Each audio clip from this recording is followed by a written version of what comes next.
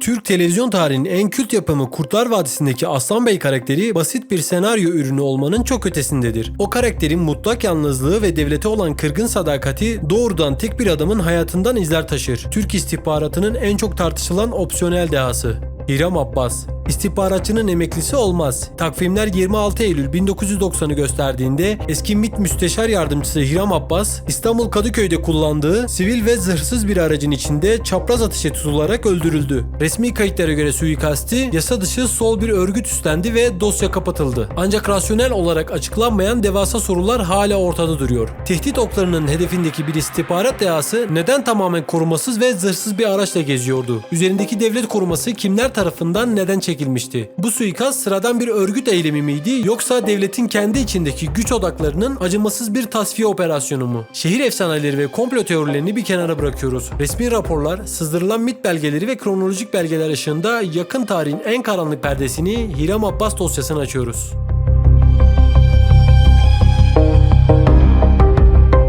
Bu gizemli dosyayı incelemek için Mahur Sokak'taki o pusu gününden çok geriye, hikayenin en başına dönmemiz gerekir. Hiram Abbas 1932 yılında İstanbul'da doğdu. Ona Hiram isminin verilmesi bir tesadüf değildi. Ailesinde köklü bir masonluk geleneği vardı. Dedesi Türkiye'deki en büyük mason localarının önde gelen kurucularındandı. Bu soy ağacı hayatı boyunca peşini bırakmayacak komplo teorilerinin de ilk tohumu oldu. Gençlik yılları onun ileride nasıl bir karaktere bürüneceğinin işaretini veriyordu. Saint Joseph Lisesi'ni bitirdikten sonra Ankara Üniversitesi Siyasal Bilgiler Fakültesine girdi. Ancak o sadece kitaplarla ilgilenen bir mizaçta değildi. Sert ve fiziksel mücadeleden kaçınmayan bir yapısı vardı. Üniversite yıllarında boksla ilgilendi, hatta boks kaptanlığı yaptı. Ringlerde kazandığı o refleksler ve soğukkanlılık gerçekte sahadaki en büyük gücü olacaktı. Mezuniyetten sonra bir süre müfettişlik yaptı fakat duran bir bürokrasi hayatı ona göre değildi. Ancak o aksiyon ve strateji istiyordu. Takvimler 1957 yılını gösterdiğinde bugünkü adıyla MİT'e katıldı. Kuruma girdiği andan itibaren masa başında evrak imzalayan memur profilinin tamamen dışına çıktı. Silah kullanmadaki ustalığı ve keskin zekası sayesinde hızla sivrilmeye başladı. Fakat bu farklı tarzı kurumun geleneksel ve yavaş işleyen yapısıyla ilk büyük çarpışmasını da beraberinde getirecekti. 1960'lı ve 70'li yıllar Türkiye'nin en sancılı kutuplaşmış dönemleriydi. Hiram Abbas hiyerarşide hızla tırmanırken Mehmet Eymür'ün bir üstü, Fuat Doğu'nun ise bir altı konumunda yer alarak büyük güç kazandı. Ankara ve İstanbul'daki kritik görevleri yürüttü. Ancak onun vizyonu kurum içindeki gelenekselci ve askeri kanatla hiçbir zaman uyuşmadı. İstihbaratın tamamen sivilleşmesini istiyor, askeri vesayetin baskısına her fırsatta karşı çıkıyordu. Bu çekişme zamanla koridorlarda derin bir güvensizliğe ve paranoya dönüştü. Abbas kendi kurumunun onu gizlice izlediğini ve telefonlarını dinlediğini fark etti. Devlet adına gizli görevler koşturan bir ajanın bizzat kendi kurumu tarafından şüpheli ilan edilmesi büyük bir kırılmaydı. Bu durumu sessizce sineye çekmedi. Soğukkanlılıkla resmi raporlar hazırlayarak MİT'in tepe yönetimine sundu. Kariyerindeki en büyük iş sarsıntısı ise 1977 yılında yaşandı. Kara Kuvveti Komutanı Namık Kemal Ersoy'un darbe yapacağı iddiasıyla devlet koridorları sarsıldığında Başbakan Süleyman Demirel ani bir kararla yaklaşık 200 subayı emekliye sevk etti. Kurum içi kliklerin bu tasfiyedeki rolü ve bitmek bilmeyen iç savaş Hiram Abbas'ı tamamen yordu. Artık bu hantal yapının içinde kalmayacağını anlayarak 1978'de kendi isteğiyle emekliye ayrıldı. Ancak bu bir veda değildi. Sağdaki gölgeler resmi olarak emekli olsalar da asıl büyük savaş için her zaman hazırda bekletilirlerdi. 1980'li yıllara gelindiğinde Türkiye dışarıdan devasa bir terör tehditiyle karşı karşıyaydı. Ermeni terör örgütü Asala dünyanın dört bir yanından Türk diplomatlarını acımasızca şehit ediyordu. Resmi kanallar ve uluslararası hukuk bu saldırıları durdurmakta yetersiz kalıyordu. İşte tam bu çaresizlik anında devlet arka planındaki gölgeleri sahaya sürmeye karar verdi. Emekli olan Hiram Abbas vatani görevi denilerek yeniden çağrıldı. Aksiyona susamış yapısı onu Ankara'nın güvenli odalarında tutmadı. Terörün kalbine, Lübnan'ın başkenti Beyrut'a bizzat gitti. Orta Doğu o yıllarda adeta kurtlar sofrasıydı. Diplomasinin bittiği yerde opsiyonel aklın devreye girmesi gerekiyordu. İddialara ve sızan belgelere göre Hiram Abbas Asala'yı tasfiye etmek için yeraltı dünyasının kilit ismi Abdullah Çatlı'yı bizzat bu sahada görevlendirdi. Bu sert ve gayri resmi ittifakın arkasında dönemin Cumhurbaşkanı Kenan Evren'in de gizli onayının olduğu hep konuşuldu. Ancak kurum içindeki çatlaklar burada kendini gösterdi. Abbas'ın yakın ekibi ekibi Çatlı grubuyla doğrudan ilişkilerinin olmadığını, bu hattı İstanbul Bölge Başkanı Nuri Gündeş'in yürüttüğünü savundu. Bu durum devletin teröre karşı savaşırken bile kendi içinde bir yumruk olmadığını, aksine çok başlı bir güç savaşı verdiğini kanıtlıyordu. Yine de hamleler sonuç verdi ve Asala sahneden çekildi. Bu başarı Hiram Abbas'ı devletin zirvesindeki en radikal projenin baş aktörü yapacaktı. Asala operasyonlarının ardından Hiram Abbas, Başbakan Turgut Özal'ın en güvendiği isimlerden biri haline geldi. Özal'ın vizyonu netti. İstihbarat teşkilatını askeri vesayetten kurtarıp tamamen sivil, esnek ve Amerikanvari bir yapıya dönüştürmek. Projeyi hayata geçirebilecek tek bir isim vardı. Özal 1986 yılında Abbas'ı MİT Müsteşar Yardımcılığı makamına getirdi. Asıl plan onu doğrudan kurumun başına oturtmaktı. Ancak sivil kökenli bir ismin tepeye oturacak olması kurulu düzeni ve emniyet koridorlarını paniğe sevk etti. Abbas'ın yükselişini engellemek için sistem sert bir direnç gösterdi ve müsteşarlık hamlesi sabote edildi.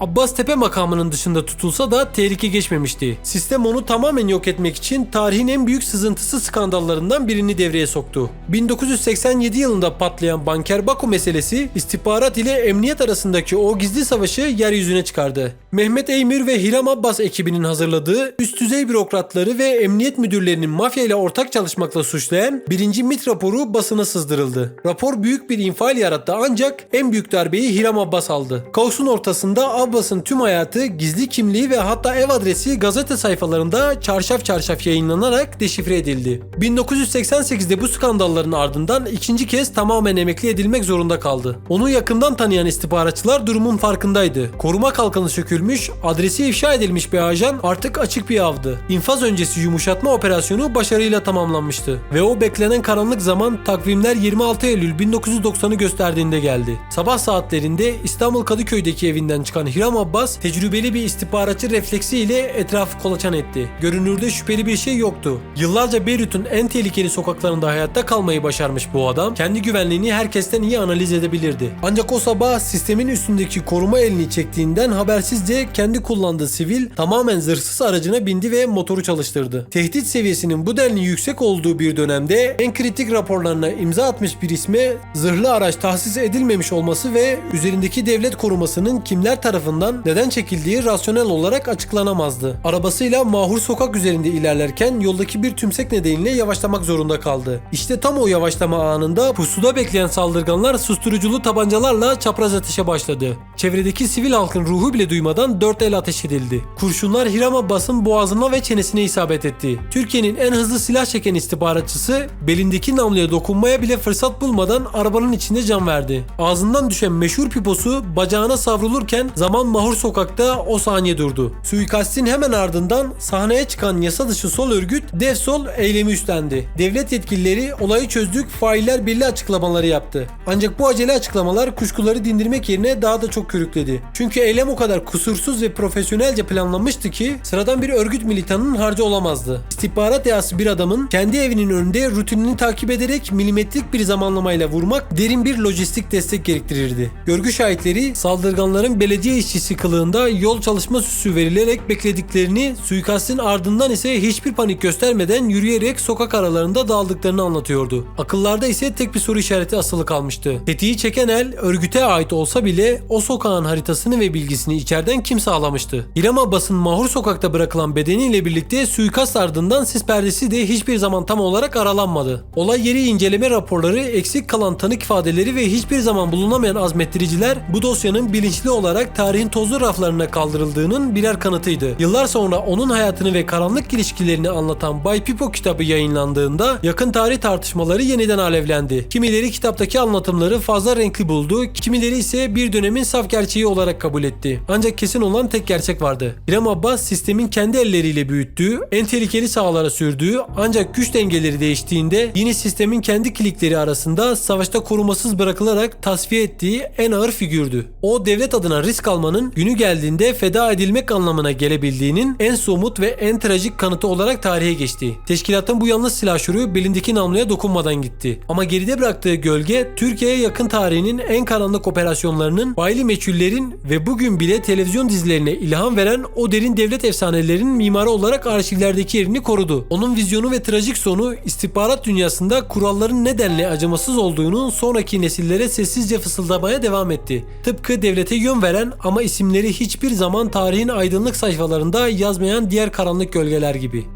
Bu tarz videoların gelmesini istiyorsan canım benim, şu lanet olası beğen tuşuna basacaksın. Ondan sonra şu abone ol tuşuna basacaksın. Ondan sonra da bir yorum yapacaksın. Ondan sonra da defolup gideceksin kanka. Okey. Hadi gözlerinden öpüyorum, kendine iyi bak.